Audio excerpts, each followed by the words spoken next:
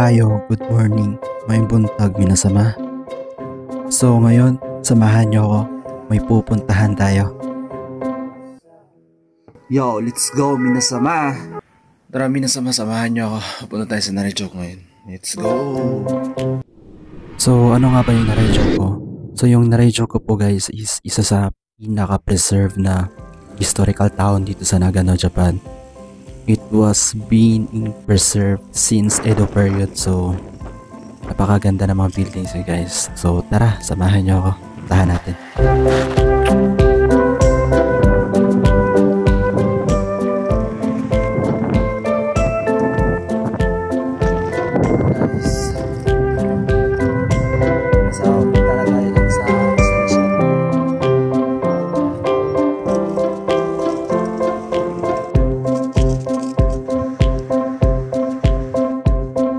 Guys, nakikita nyo ba yung mga dilaw na dahon?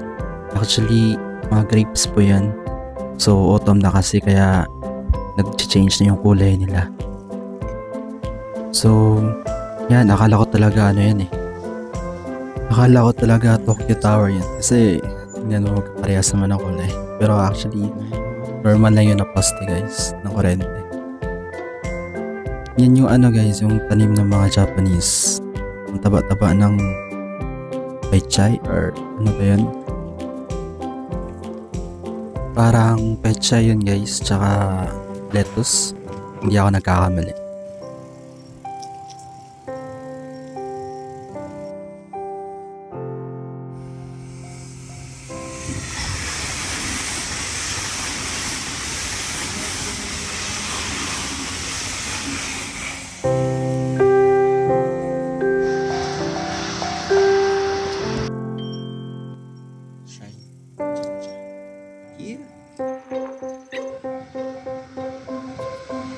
So, kadalasan na tumatawid ng mga train dito sa amin guys is mga semi-express yan. Hindi po yun Shinkansen, iba po yung route na nun. Siguro papunta po yun ng Nagoya, hindi ako nagkakamali. Guys, malapit na pala tayo guys. Stay tuned. Go!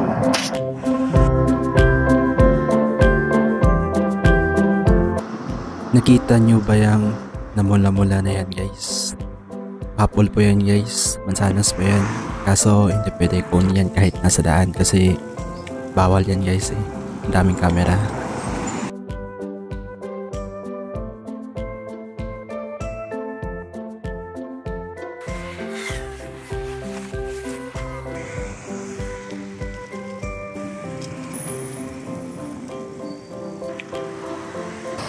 Init pa rin.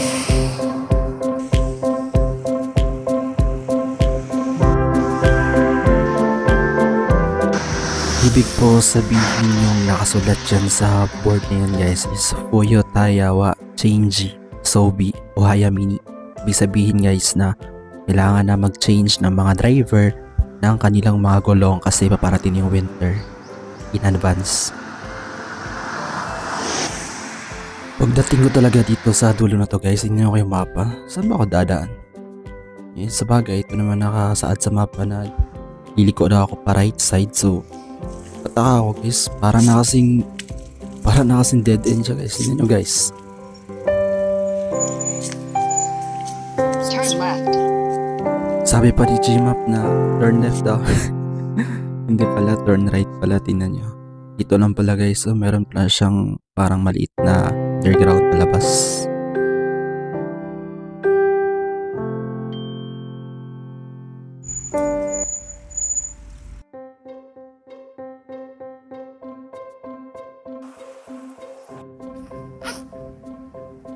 Yo, shoutout pala kay Gmap kasi dinala niya ako dito sa Kagubatan.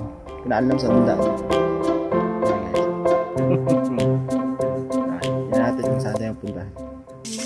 Kaya sinunda ko na lang yung idea na pinigay sa akin ni Gmap. Dito daw dadaan eh. Dito daw yung daan. Kahit ang daming yun guys, ang daming mga dahon. And guys, nauhaw na kasi ako guys, kaya hindi naman natin na mainam. Buti na lang kahit saan ka pupunta dito, kahit mapabundok ka man, tapos nauhaw ka kahit walang 7-Eleven or convenience store, makakabili ka ng inumin mo.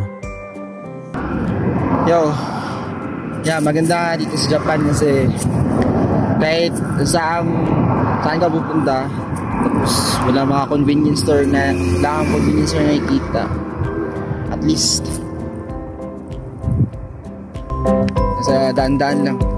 Ayan.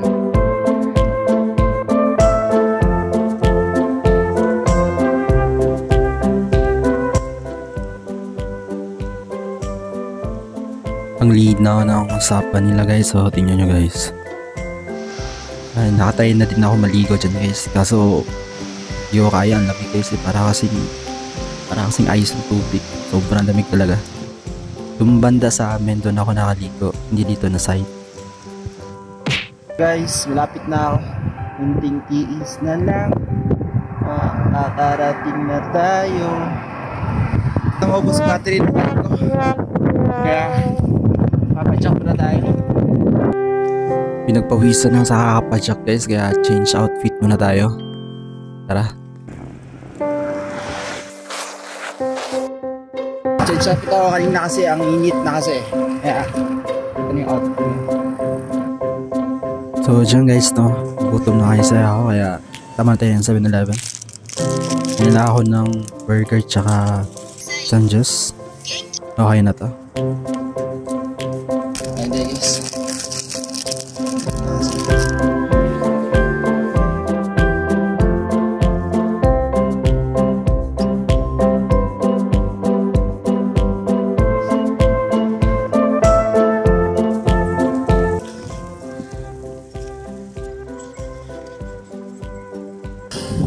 yo guys, sa wakas nakarating na din tayo. Ako'y hinihingan. Park muna natin yung bike guys. Lock natin para sure. Nandito na tayo. Ano yung na-radio ko?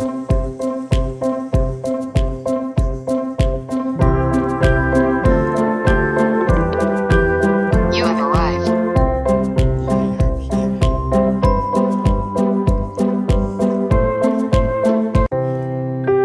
Pagkapasok ko dito guys, parang napaisip ako. Parang nasa Kimetsu no Yaiba tayo, o kung nanonood mo kayo ng anime na Demon Slayer. Parang ganito na ganito yung vibes ba, yung kasama nila si Tengen sama. Sa mga nanonood ng Demon Slayer dyan, shoutout sa inyo. Nakaka-relate kayo, di ba? Parehas na parehas talaga. So sa mga travelers dyan guys, pwede rin kayo dito mag-lodge sa Kato Minoshoku. It's a lodging house sa mga travelers. So dito pala ako nag-picture dati guys, no, last year 2021. Isa pala siyang ice cream store dati. Hindi ko kasi masyado napansin nung nag-picture kami kasi winter season yun. Bukas siya guys, papasok sana ako kaso parang marami kasing tao eh. Kaya lakad-lakad muna tayo. So yung nakikita po nyo na tubig guys, ang tawag dyan is Chozoya. Ay, hindi ko alam yung totoong pronunciation yan, pero yun po yung ginagamit ng mga Japanese or yung mga taong pumupunta sa shrine upang hugasan nila yung kamay nila tsaka iniinom nila yung tubig. Ang purpose po niyan guys is para daw ma-purify nila yung self nila pagpapasok sila sa shrine. Yeah, nalala kasi yung COVID-19 eh, kaya marami na yung tao. Kaya talaga guys, halos walang tao dito sa totoo lang. Pero yung pumunta kami eh, kaya kasagsagan pa yata yung COVID eh, kaya ganun yan. Meron ding mga establishment dito guys na bawal ka magkuha ng photos and videos. Siguro part yata nila ng culture nila na ayaw yata nila na expose sa camera, kaya merong mga ganun signage.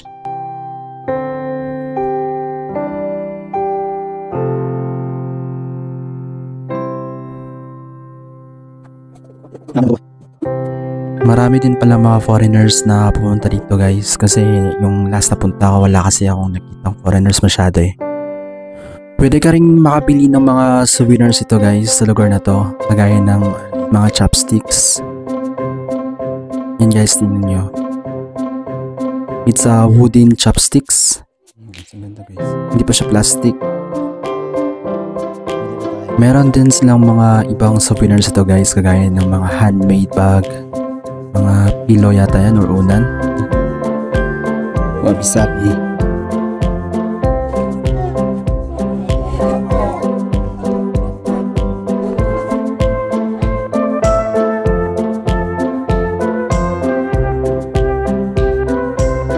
Papasana ako na. Ay.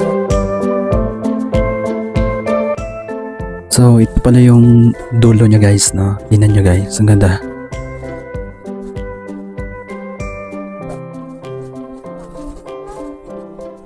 Mga oras yun, I think it's around 4 PM na. Bago muna tayo uwi, punta muna tayo sa shrine. Try nga natin. Gusto ko munang tingnan guys, gusto ko talagang try yung yung tradition nila na yung sa Jinja or sa shrine, yung papasok and then magdadasal ka. Kaso wag na lang, nakakalimutan ko kasi yung steps eh. Balik na lang ako, kakaya. Hindi na ako ng Japanese. Sa mga nanonood ngayon dito sa Japan na balak bumisita dito sa Narayajuku, advice ko guys na medyo agahan nyo yung pagpunta nyo dito kasi medyo madilim kasi yung lugar na to pag naabot na kayo ng gabi. So bago tayo, tingin-tingin muna tayo sa mga pasalubong or yung umiyage. Baka may magustuhan tayo. Actually guys, yung lugar namin dito sa Nagano is nakafocus siya sa paggawa ng mga wine. Yan talaga yung mga products ng lugar namin. So pasok tayo guys, no? Titingnan natin yun kung ano yung mga paninda nila dito. Well, kadalasan talaga ng mga products ito sa Nagano is almost wine talaga. So sa nakikita nyo guys is wine yung mga paninda nila. So wala naman ako masyadong nagustuhan kaya lalabas na ako. So time check 4:30 PM. Kailangan ko na rin umuwi guys kasi malalayo pa yung uuwian ko and then baka mabutan ako ng gabi sa daan, so delikado. Ano pa naman yung lugar namin sa mga wild animals katulad ng bear, so kailangan natin umuwi ng maaga para safe. Marami pong salamat sa mga nakapanood ng vlogs ko. Sana supportahan niyo po ako sa vlog ko and stay tuned kasi mag-upload po ako ng maraming video tungkol sa Japan. And God bless. Ingat kayo palagi. Bye bye.